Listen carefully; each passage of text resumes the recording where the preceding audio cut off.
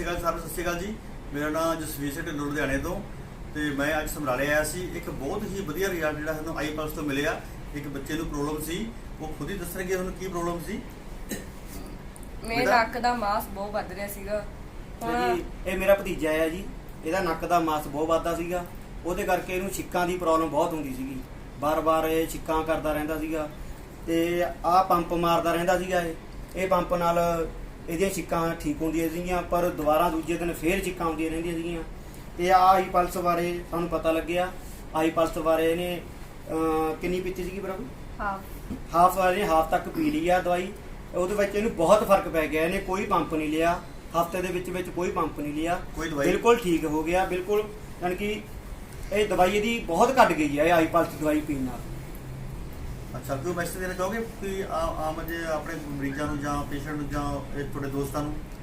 ਆਈ plus ਪੀਓ ਤੇ ਜ਼ਿੰਦਗੀ ਵਧੀਆ ਜ਼ਿੰਦਗੀ ਜੀ। ਵਧੀਆ ਜ਼ਿੰਦਗੀ